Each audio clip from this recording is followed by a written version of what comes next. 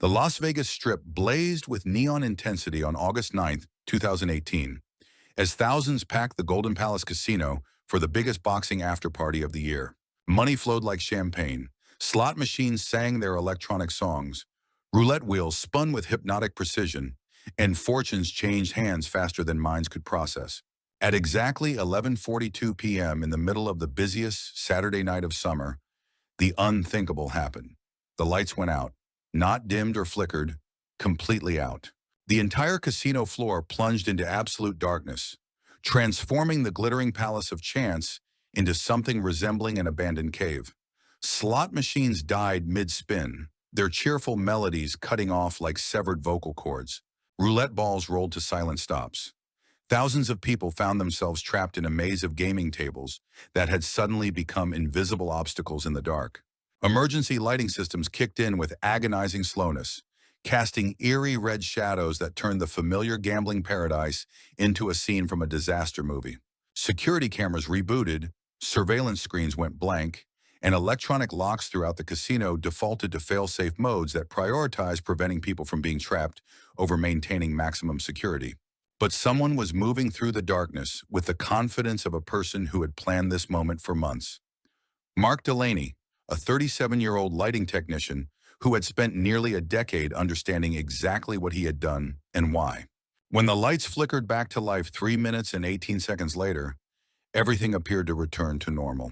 But morning audits revealed that exactly $20.4 million in cash had vanished without a trace. Stolen during a blackout that everyone had assumed was a routine power surge, but was actually the cover for one of the boldest casino heists in American history. Everyone thought it was a power surge. In reality, it was the cover for one of the boldest casino heists in history. Before we dive in, don't forget to like, comment, and subscribe for more true crime heist stories. And if this video is eligible, hype it. Your hype helps this story reach more viewers who love uncovering the biggest casino thefts. Mark Stephen Delaney understood invisibility better than most people understand celebrity. At 37, he had spent over a decade working as a contracted stage and lighting technician for Las Vegas casinos, installing the complex electrical systems that created the dazzling visual spectacles that drew millions of tourists to the entertainment capital. Born in Detroit to a family of skilled tradesmen who had watched their manufacturing jobs disappear during the economic collapse of the early 2000s, Mark inherited both mechanical aptitude and the kind of quiet reliability that made him valuable to employers. His father, Robert, spent 25 years as an electrical supervisor at Ford before being laid off when production moved to Mexico. His mother, Linda, worked as a bookkeeper for small businesses struggling to survive in Detroit's post-industrial economy. Mark excelled in technical subjects during high school, showing particular talent for understanding complex electrical systems that his teachers believed could lead to a career in electrical engineering. But when Robert's unemployment benefits expired and Linda's bookkeeping clients began failing, Mark made the difficult decision to enter the workforce immediately to help support his family. Las Vegas in the mid-2000s offered opportunities for young men with Mark's technical skills. Stellar Entertainment Systems hired him to provide lighting and electrical services for major casino shows and special events. Mark understood complex electrical systems better than technicians with twice his experience, recalled supervisor Thomas Chen. He was absolutely reliable, never caused problems, never missed deadlines, never made mistakes that could compromise show schedules. For over 10 years, Mark was the perfect contractor. But beneath the professional competence, he harbored growing frustration about the enormous disparity between the wealth that surrounded him daily and his own modest financial situation. Every night, he worked behind the scenes of entertainment venues where individual VIP tables cost more than his monthly salary, installing lighting systems for shows where celebrities earned more in single performances than he made in entire years. He lived simply in North Las Vegas, paid his bills on time, and maintained the kind of unremarkable lifestyle that made him invisible to casino security personnel who were trained to watch for obvious criminal behavior. Working as a lighting contractor for major Las Vegas casinos provided Mark with unprecedented access to the complex electrical infrastructure that made modern gambling operations possible. His decade of experience had given him detailed knowledge of power distribution systems, emergency backup procedures, and most critically, the electronic security systems that depended on continuous electrical power to function properly. The Golden Palace operated like a small city that never slept, requiring sophisticated electrical systems to power thousands of slot machines, gaming tables, surveillance cameras, and electronic locks. Mark's contractor status gave him access to areas restricted to most casino employees: electrical rooms, above-ceiling spaces, and behind-the-scenes areas where the casino's most sensitive infrastructure was located.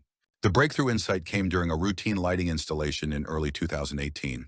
While working in the casino's main electrical distribution room, Mark realized that the surveillance cameras, electronic locks, and alarm systems protecting the casino's cash handling areas were all connected to electrical circuits that could be temporarily interrupted without affecting customer-facing operations.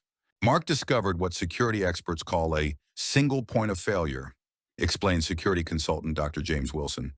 Modern casinos depend entirely on electrical power to operate their security systems. Someone with the right technical knowledge could cause controlled power failures that affected security equipment without disrupting customer areas. The casino's backup generator systems were designed to maintain emergency lighting and life safety equipment, but they had limited capacity and prioritized customer safety over comprehensive security coverage. During power failures, surveillance cameras would go offline while rebooting, electronic locks would engage fail-safe modes, and alarm systems would operate on reduced power.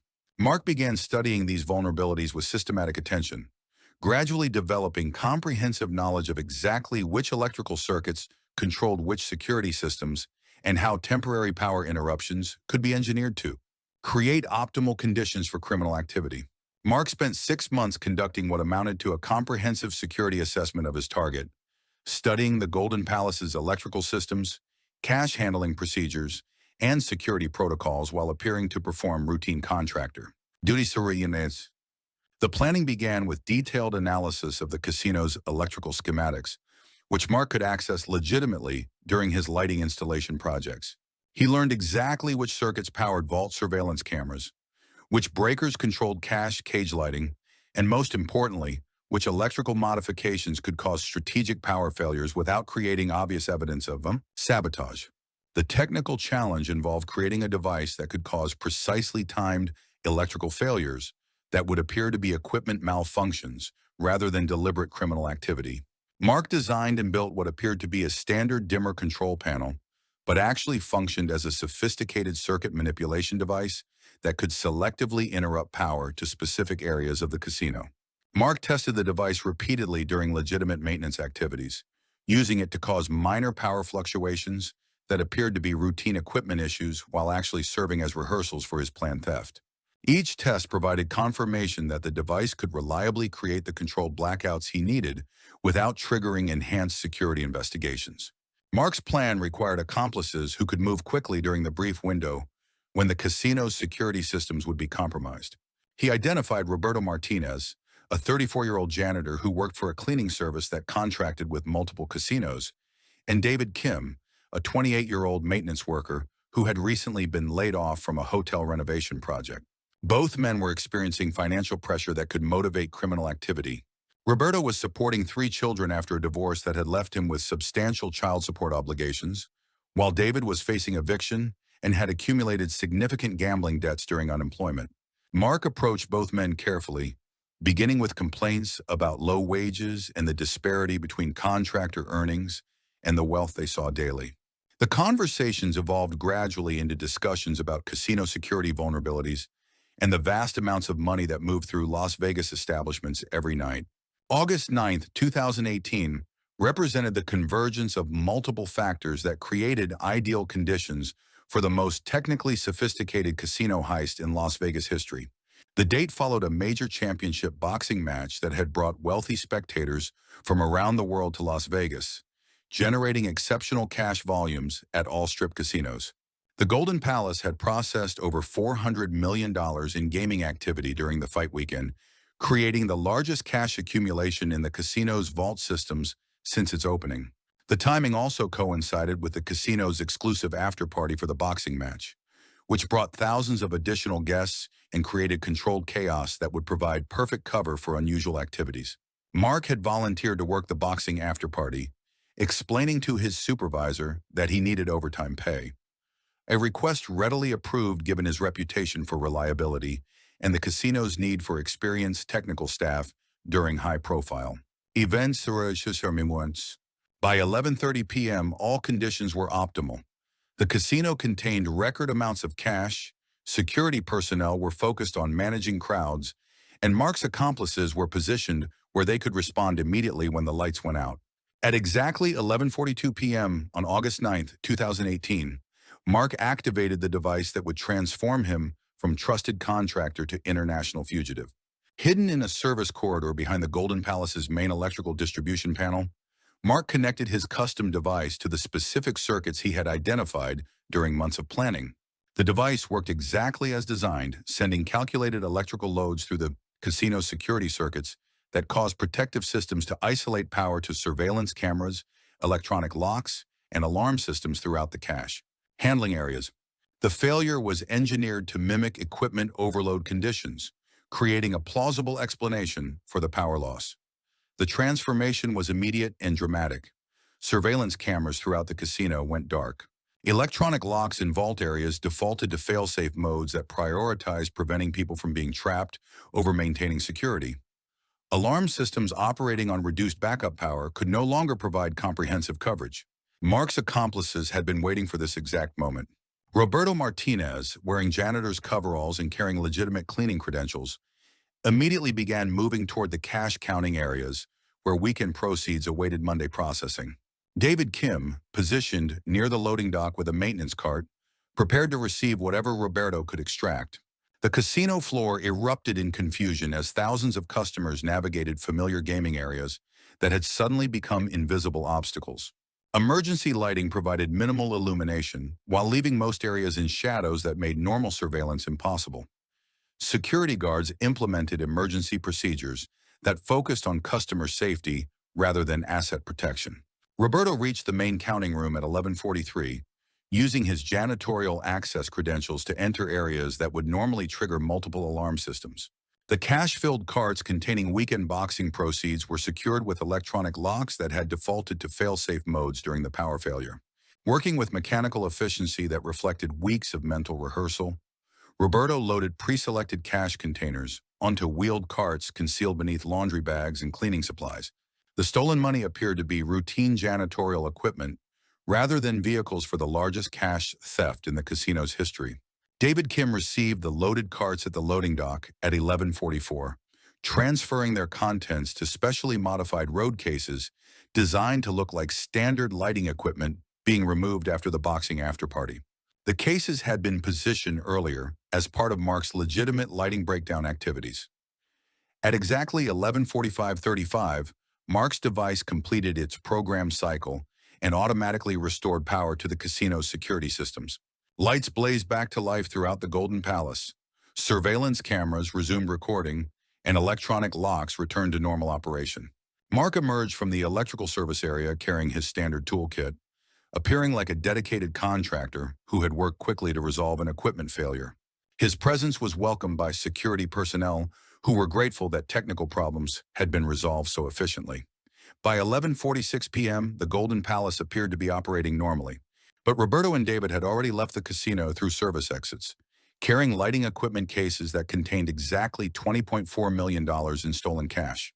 The Golden Palace discovered Mark's theft through a routine Sunday morning audit that revealed massive discrepancies between computer records and physical cash counts. Initially, casino management assumed the discrepancies represented accounting errors rather than actual theft, but systematic recounts confirmed that $20.4 million was gone from containers that were now completely empty. Casino security immediately began reviewing surveillance footage, initially focusing on customer areas and assuming external criminals might be responsible. The breakthrough came when investigators realized that the brief power outage might have been deliberately caused to facilitate the theft. Analysis of electrical systems revealed that the power failure had affected only security-related circuits while leaving customer service systems operational, a pattern too convenient to be explained by routine equipment malfunctions. We were dealing with someone who understood our electrical and security systems well enough to turn them against us, recalled Security Director Michael Torres. This wasn't a traditional burglary. It was a technical assault that exploited vulnerabilities we hadn't even realized existed. Security footage from areas that remained powered during the blackout showed shadowy figures moving through service corridors, but the camera reboots had erased clear images that might have provided immediate identification. The Federal Bureau of Investigation assumed jurisdiction over the Golden Palace theft within hours, recognizing both the technical sophistication of the crime and its potential implications for casino security throughout Nevada. Agent David Martinez assembled a task force that included specialists in electrical systems, financial crimes, and contractor security. The Golden Palace heist represented a paradigm shift in casino security threats, Agent Martinez explained. We were dealing with criminals who understood both electrical engineering and security system design well enough to defeat multiple layers of protection through technical manipulation rather than physical force. Mark Delaney emerged as the primary suspect when investigators discovered that he had failed to report for his next scheduled assignment and had apparently disappeared from Las Vegas immediately after the boxing weekend. His apartment was found empty except for basic furniture, with all personal belongings removed in what appeared to be a planned permanent departure. Digital forensics revealed evidence of extensive research into casino security systems, electrical engineering topics, and international money laundering techniques. His browsing history showed particular interest in countries with limited extradition treaties and banking systems that offered privacy for foreign investors. The investigation also uncovered evidence that Mark had been in communication with Roberto Martinez and David Kim during the months preceding the theft, though the specific content had been conducted through encrypted channels. 5 years after Mark Delaney, Roberto Martinez, and David Kim vanished with $20.4 million in stolen casino money, they remain among the FBI's most wanted fugitives, despite one of the most intensive technical crime investigations in the Bureau's history.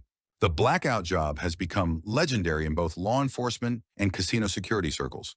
Mark Delaney proved that the most sophisticated electronic surveillance and physical security measures can be defeated by someone who understands the underlying systems well enough to turn them against their intended purposes, Agent Martinez noted. During a recent case review, current investigators continue monitoring international financial markets and communication networks for signs that might indicate the fugitive's current activities or locations. The case has become a teaching example in security training programs worldwide, illustrating how trusted contractors and service providers can exploit their legitimate access to conduct crimes that would be impossible for external criminals to attempt. The Golden Palace heist triggered comprehensive changes in casino electrical system security throughout Las Vegas and beyond, as the gaming industry struggled to address vulnerabilities that had been exposed by Mark's success. Electrical system access procedures were completely redesigned to eliminate single contractor authority over critical security circuits. But somewhere in the world, Mark Delaney may be living comfortably on money he stole during 3 minutes and 18 seconds of carefully engineered darkness. He proved that casinos could protect their money with steel vaults and electronic surveillance, monitor every transaction with mathematical precision, and track every customer with sophisticated identification systems. But they had trusted the wrong man with access to the electrical infrastructure that made all those security measures possible. The blackout job remains unsolved, a testament to what can happen when technical expertise, desperate motivation, and patient planning converge in the hands of someone who understands that the most effective way to defeat sophisticated security isn't to break through it, but to simply turn off the lights and walk away in the darkness with everything that matters.